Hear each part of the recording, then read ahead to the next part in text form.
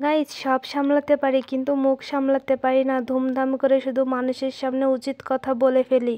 যাই হোক গাইজ, আসসালামু আলাইকুম। আপনারা সবাই কেমন আছেন? গাইজ প্রোগ্রাম শেষ করে আমরা খুলনা রাসেল ইকো পার্কের ভিতরে ঢুকছিলাম ওইখানে একটু ঘোরার জন্য। ভিডিওটি দেখতে থাকুন।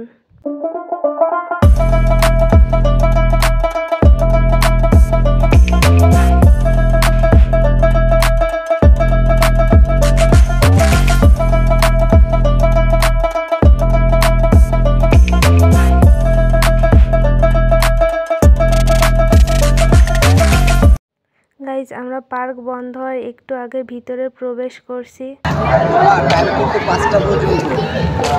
মাত্রই তো আসলাম, 5টা তো। গাইজ ভাইয়াটি আমাদের বলতেছিল পার্ক 5টা পর্যন্ত খোলা থাকবে, তারপর বন্ধ হয়ে যাবে। গাইজ এখানে একটা হরিণ দেখতে পেলাম, ওইটা আমার বোনকে আমি দেখাচ্ছি।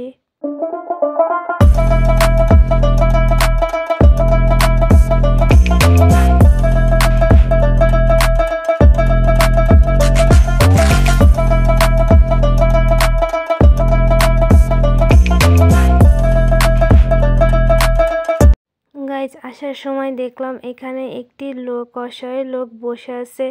এখানে বাচ্চারা অনেকগুলো খাবার কিনে তাকে সাহায্য করতেছিল।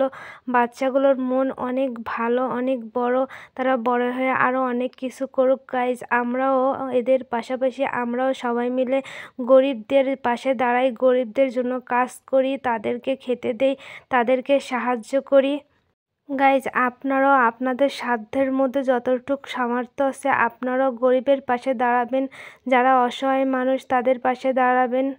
যার যতটুকু সামর্থ্য আছে সে তার দিক থেকে ততটুকু মানুষকে উপকার করবেন।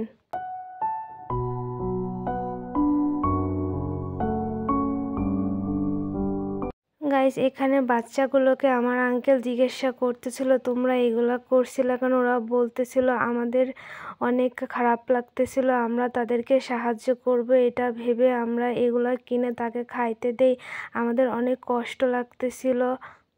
আঙ্কেল বলল তোমরা আরও বড় হও, তোমরা মানুষের পাশে দাঁড়াও আমাদের মতো, আমরা যেন সবাই তোমাদের মতো দাঁড়াতে পারি, সেই তৌফিক আল্লাহ দান করুক।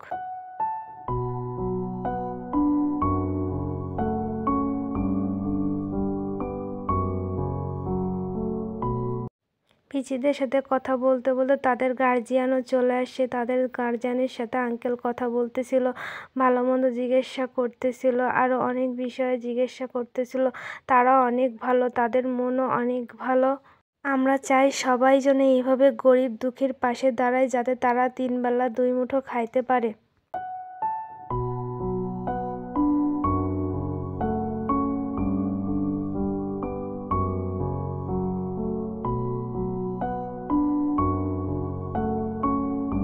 গাইজ আমি আমার বোন আঙ্কেল মিলে এইখানে গল্প করছি, তারা আমাকে হাইক করে দিচ্ছে। গাইজ আপনাদের যদি আমাদের ভিডিও ভালো লাগে সবাই লাইক কমেন্ট ফলো করবেন, বেশি বেশি শেয়ার করবেন। এটা আমাদের নতুন পেজ, সবাই বেশি বেশি শেয়ার করবেন। আল্লাহ হাফেজ।